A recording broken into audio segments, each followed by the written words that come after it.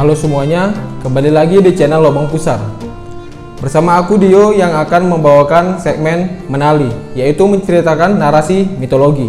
Bagi yang baru ada di channel ini, nantinya kami akan membahas tentang horor, mitologi, dan konspirasi. Pada episode sebelumnya, aku menceritakan 9 dunia dalam mitologi Nordik. Nah, di episode tersebut, ada nama beberapa dewa yang pasti kalian tidak asing lagi. Jadi, pada episode kali ini, aku akan membahas salah satu dari sosok dewa tersebut. Malah di tahun 2021 ini, dia dibuat solo series oleh Disney Hotstar. Ya, sosok tersebut adalah Loki. How do you plead? Guilty. Of this.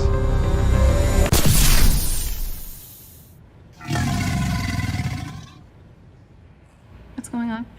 He's trying to use his powers, ma'am. Untuk mengetahui lebih lanjut siapa sebenarnya Loki dalam mitologi Nordik, bukan di Marvel ya, langsung saja kita mulai ke pembahasannya.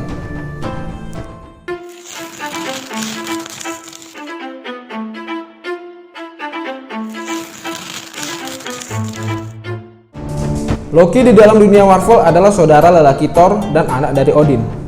Nah, kalau di mitologi Nordik berbeda. Loki menjadi saudara-saudara Odin dan paman dari Thor. Ayah Loki bernama Farbauti, seorang raksasa, dan ibunya bernama Laufey. Yang nggak diketahui rasnya apakah seorang dewi, raksasa, atau bahkan bukan keduanya. Jadi bisa dibilang Loki ini setengah raksasa, setengah dewa. Sehingga dia seringkali membantu atau menjahati keduanya. Tergantung pada pihak mana yang akan memberikan keuntungan padanya. Loki adalah salah satu tokoh paling dikenal dalam kepercayaan Skandinavia karena sifat tipu daya muslihatnya. Dia adalah penipu para dewa Norse. Dia terus mengganggu keseimbangan dunia dan mengacau hubungan antara dewa. Sayangnya, perbuatan Loki ini dianggap sudah keterlaluan oleh para dewa yang lainnya, yang mengakibatkan Loki dirantai ke sebuah batu sampai akhir dunia. Untuk menghukumnya, dewa lain merantai Loki pada sebuah batu di bawah ular raksasa yang terus-menerus meneteskan racun yang akan menyebabkan Loki menggeliat kesakitan. Menurut kepercayaan Norse, giliatan rasa sakit Loki inilah yang menyebabkan gempa bumi. Lalu ketika Ragnarok tiba, Loki akan dibebaskan untuk kemudian memicu malapetaka di dunia sekali lagi. Nama Loki hingga saat ini masih diperdebatkan artinya. Beberapa ahli mengartikannya sebagai api dari kata Nordik kuno yaitu Logi. Seorang filolog menemukan bahwa Loki juga berarti simpul, ikatan, dan jaring. Loki dalam manuskrip Islandia abad ke-18 digambarkan sebagai seorang lelaki dengan senyuman menyeringai sambil memegang jaring ikan. Penampilan asli Loki dalam prosa Edda tentunya tidak setampan Tom Hiddleston di Marvel. Begitu juga dalam kisah tentang perjalanan Thor ke Jotunheim berbeda dengan yang di Marvel. Ketika di Jotunheim, Thor bertemu dengan seorang raksasa bernama Utgard-Loki, alias Loki dari Utgard. Sifat yang dimilikinya sama dengan penggambaran Loki yang kita kenal, yaitu licik, penipu, tidak bisa diandalkan, hedon, pengecut, dan banyak sifat buruk lainnya. Dalam mitologi Nordik, Loki menjadi ayah sekaligus ibu dari beberapa makhluk. Salah satu istrinya yang bernama Sigyn, seorang Aesir alias Dewi. Loki memiliki 2 anak lelaki dari Sigyn, yaitu Narvi dan Vali. Vali dikutuk menjadi seekor serigala dan memakan Narvi sebagai hukuman bagi Loki yang telah membunuh putra Odin, yang bernama Balder.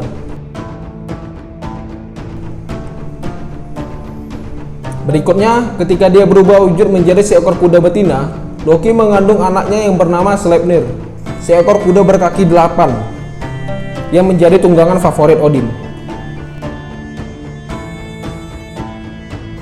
Ayah Sleipnir, Svatilfari, adalah seekor kuda jantan milik seorang ahli bangunan yang ingin mempersunting Freya dengan mempersembahkan tembok para dewa. Loki juga memiliki kekasih dari ras para raksasa yang bernama Angerboda, dan bersamanya Loki memiliki 3 anak yang paling ditakuti oleh para dewa.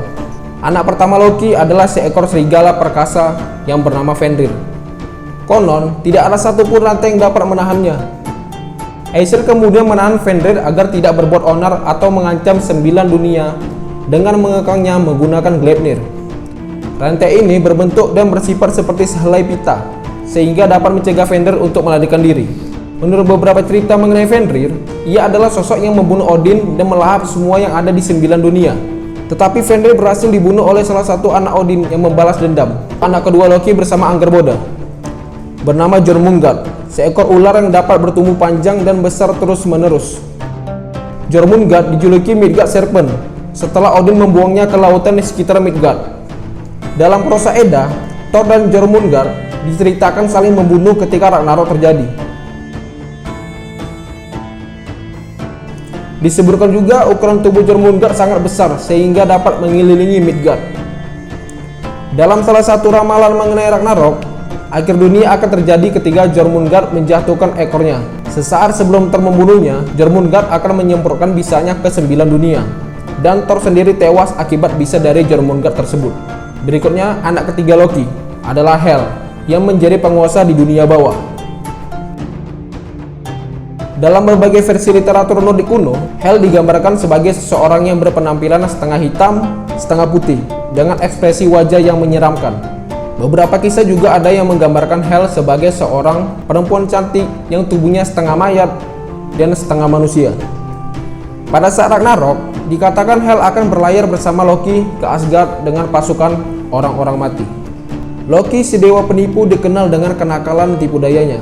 Ia membantu dan menghalangi para dewa, dan kesetiaannya selalu diragukan oleh para dewa. Ia tidak baik dan ia tidak jahat. Loki memilih untuk menjadi definisi dari kenakalan itu sendiri. Selanjutnya aku akan menceritakan beberapa kenakalan yang dilakukan Loki dalam mitologi Nordik. Yang pertama, kematian Balder. Balder adalah putra Odin sekaligus saudara tiri dari Thor. Dia adalah dewa cahaya dan kemurnian yang digambarkan sebagai dewa yang adil, baik, dan tampan. Meskipun diyakini bahwa Balder itu abadi, sebuah ramalan menyatakan bahwa suatu hari dia akan mati.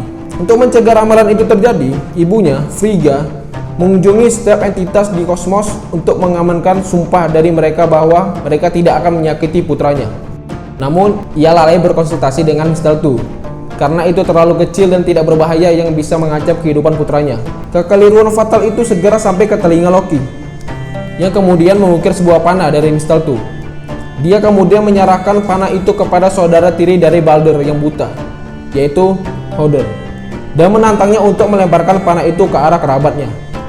Hoder melemparnya tanpa ragu. Ia percaya bahwa tidak ada yang bisa menyakiti saudara tirinya. Akan tetapi, panah itu berhasil menembus dada Balder dan ia pun mati seketika. Selanjutnya, merusak pesta Aegir. Aegir, si raksasa laut, mengadakan pesta megah untuk semua dewa di air.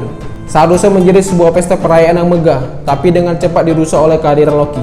Loki iri dengan pujian yang dilontarkan kepada dua pelayan Aegir, yaitu Filmafeng dan Eidir.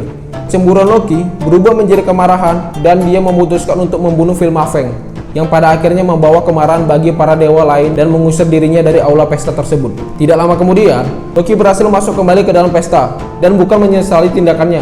Ia malah memutuskan bahwa pesta itu perlu dibumbui sesuatu. Tak satu pun dari para dewa lolos dari lidahnya yang tajam. Ia menyebut terpengecut, Odin bidat atau munafik, Frigga seorang pelacur, Freya penyihir incest, dan Tyr seorang istri yang selingkuh. Yang ketiga, yaitu gagang palu Thor, lebih pendek dari bentuk yang seharusnya. Loki memutuskan untuk mengejek dua kurcaci bersaudara yang dikenal sebagai Broker dan Eitri. Dia mengatakan bahwa mereka tidak akan pernah bisa membuat sesuatu yang spektakuler seperti anak-anak Ivaldi. Dia bahkan mempertaruhkan kepalanya pada fakta tersebut. Kemudian kedua kurcaci itu mulai bekerja untuk membuat palu milik Thor yang bernama Mjolnir. Loki yang usil ingin mengganggu mereka dan merubah wujudnya menjadi sesosok lalat. Dia menggigit dan mengganggu kedua saudara itu saat mereka sedang bekerja. Karena gangguan yang disebabkan Loki itulah yang menyebabkan gagang palu Mjolnir menjadi lebih pendek dari yang seharusnya. Nah, Loki yang kita kenal di dunia Marvel cukup berbeda dengan gambaran Loki dalam mitologi Nordik kan? Tetapi kita jadi tahu siapa Loki sebenarnya yang diangkat oleh Marvel dalam ceritanya. Jadi menurut kalian, Loki versi mana yang kalian suka? Baik, sekian pembahasan kami mengenai sosok Loki yang sebenarnya dalam mitologi Nordik. Terima kasih telah menonton. Mohon maaf apabila banyak kesalahan dalam proses penyampaian kami, dan sampai jumpa di video-video berikutnya.